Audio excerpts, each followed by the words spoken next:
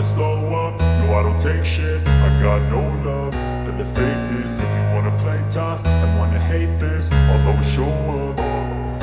I don't ever slow up, no I don't take shit. I got no love for the fakeness. If you wanna play tough and wanna hate this, I'll always show up and make a statement. I don't ever slow up, no I don't take shit. I got no love for the fakeness. If you wanna play tough and wanna hate this, I'll always show up and make a statement. Everything I do so instinctive and so passionate. Every word I move so descriptive like an adjective. I got a vendetta against people who patented being negative when you should be getting after it.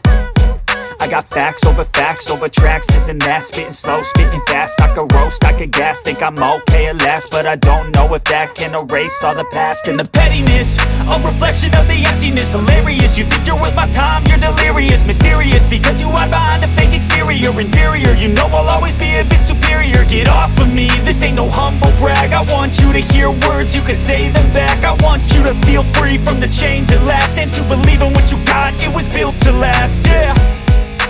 Now that I've been put through hell, I never got anyone's help.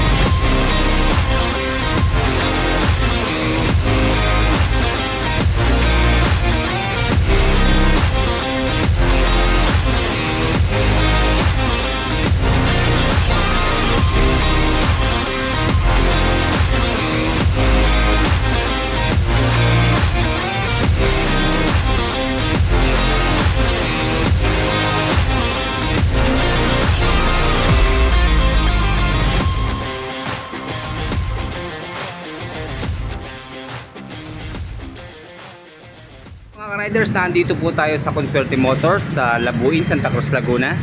At sa mga nagre-request po ng Euromotor Daang Hari 186cc, available na rin po dito. Alam nyo, ito pong Daang Hari 186cc, ito po yung parang upgraded version ng Daang Hari 175. Kasi for info po, phase out na yung 175 nila. And then syempre mas mataas po ang presyo nito. Meron po siyang cash price na 69,900. And then sa installment po, magda-down tayo ng 5,000 pesos. Sa 6 months, 13,488 pesos monthly. Sa 12 months po, 7,405. Sa 18 months o isang taon kalahati, 5,378.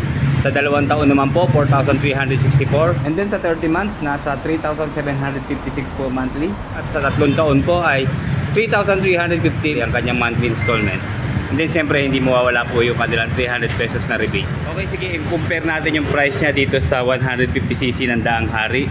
Okay, ayan po sa cash price, 50,900. So almost may price difference po sila na 20,000. Okay, yun nga lang po, wala na talaga, sayang yung 175cc. Kaya ito na, 150cc na lang po ang pagpipilian natin pagdating sa Daang Hari. At saka itong bagong labas na 186cc. Kaya ayan, para sa mga namamasada po ng tricycle na ang hanap po ay malakas sa ahonan, eto na, si Daang Hari 186cc. Okay mga riders, unahin natin yung kanyang decals. Ang galing po talaga ng pagkakadali dito. Diba? Sa design pa lang, panalo na. Naka-color combine po siya ng blue, red, and white. Bumagay yung design ng kanyang decals, diba? Itong gear. And then parang may Arabic word dito, hindi lang natin maintindihan. Pero all in all, astig talaga siya. Pero carburetor type pa rin po ang kanyang fuel supply system. Siguro sa susunod, malamang mas i-upgrade nila to sa fuel injected na. Pero okay lang naman kahit carburetor type.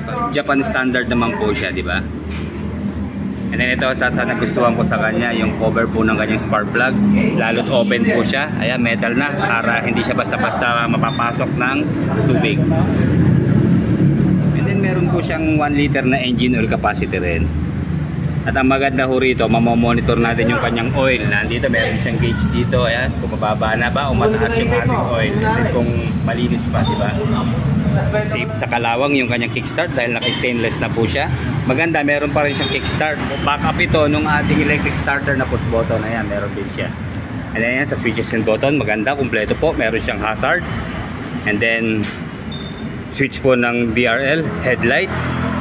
At saka dito po sa kabila, high beam, low beam sign, turning signals, left and right, horn, wala siyang passing light. Then ang laki talaga ng similarity niya sa Barako, di ba? Pero dito may sarili siyang identity kasi dito po sa kanyang headlight, ayan, meron siyang DRL sa gitna. O, halogen bulb yung kanyang headlight. So square lang siya, di ba? Simple. Mas maganda naman itong malapad, basta malawak ang bato ng liwanag. And then sa turning signals po niya, flexible po siya na valve pa rin siya. And then syempre kapag pan-tricycle, dapat po talaga metal ang kanyang front fender. Prone madangge, lalo na sa pag napamasada tayo. Kaya mas advisable talaga na metal ang ginamit. Yan ang haba po ng kanyang front fender, di ba? Okay, sa kanya pong front tire, one-shing tire po ang ginamit. And then tube type pa rin po siya, syempre. Meron po itong sukat na 2.75 by 17. 25K. And then naka-drum brake po dito sa kanyang front brake. Na syempre, spoke wheels at stainless siya na mayroong matatabang rayos. And then sulit na rin sa kanyang telescopic fork na front suspension na may rubber boot. Then medyo may pagka-silver po yung kulay niya. And then dito po sa mga signal light sa rear, dito po sa turning signals, ayan, flexible din po na valve ang ginamit. Ito po yung kanyang stop light and tail lights. The same sila ng design, square, di ba? And then napuna ko po, magkaiba ng design yung kanyang gulong dito sa front. Ayan, titigan yung mabuti ito. Then pagdating dito sa rear, pang dual sport ang dating talaga niya, diba? Ang kapal ng kanyang mga spike dito. Okay, meron naman pong sukat na 3x17 dito sa rear tire. And then naka-drum brake din po sa kanyang preno dito sa rear. Dito naman po sa rear suspension, quad shock na siya. So ganun po talaga kapag kakapitan ng sidecar. Dapat talaga ay 4 ang kanyang shock absorbers. Dahil pang heavy duty po talaga at meron tayong mga pasahero. And then panalo rin po tayo sa kanyang muffler. Dito, stainless po yung kanyang mga tornilyo. Dito sa tip hindi tayo mapapasok. Meron po siyang metal na heat guard. Yung nga lang po, dito sa pinaka-body niya, open siya. Kaya mag-iingat na lang tayo mapadikit. Pero ayan, meron din siya dito na metal na heat guard.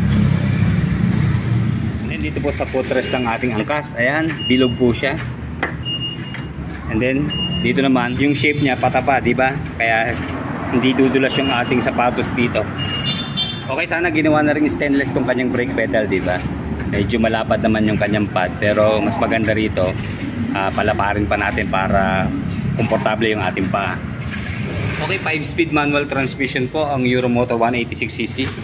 And then stainless din po ang ginamit dito sa kanyang gear pedal. And then non-rotary po yung kanyang gear shift pattern. So dagdag bawas lang tayo sa kanyang cambio.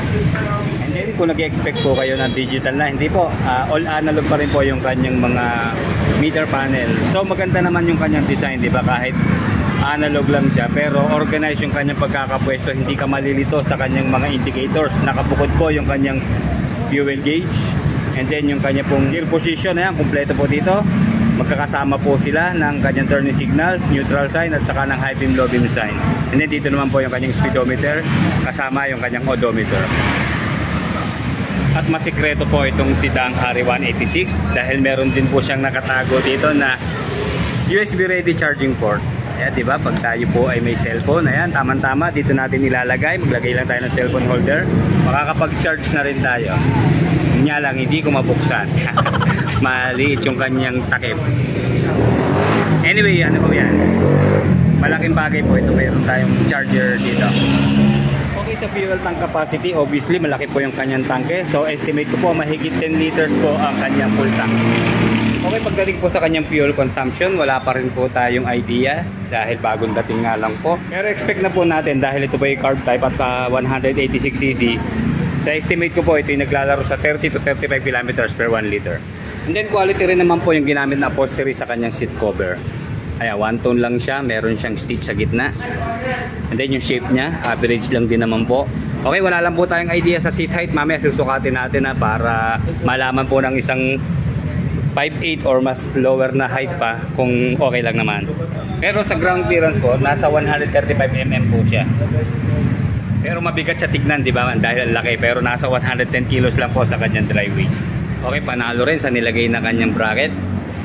Pwede tayong maglagay ng top box. And then at the same time, grab bar ng ating mga angkas.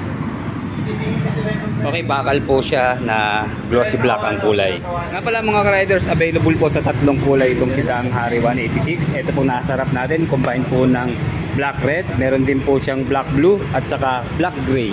Engine specs naman po mga riders, 4-stroke, single cylinder, 2 valve, air cooled po sa kanyang cooling system, single overhead cam, carburetor type po sa kanyang fuel supply system, 186.8cc sa kanyang pong displacement, and then Euro 3 compliant po sa kanyang emission control.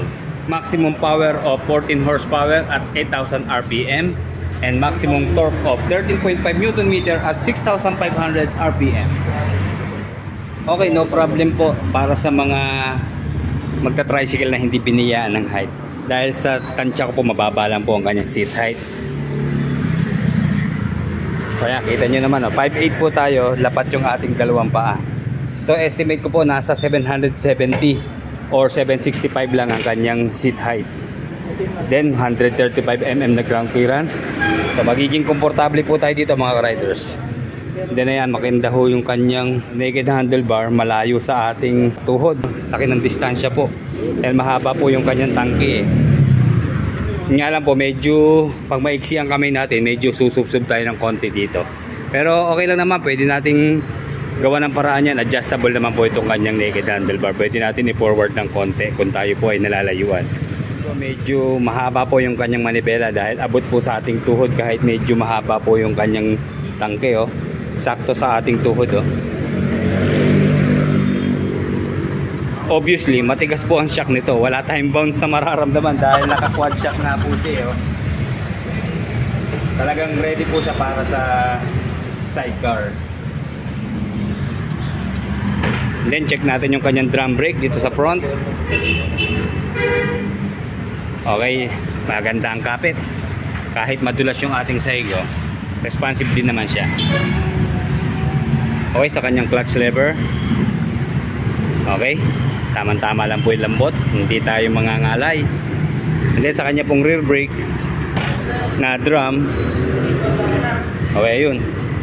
Medyo malalim ano ho. Pero tama lang din naman. I-adjust na lang natin kung tayo po ay nalalaliman.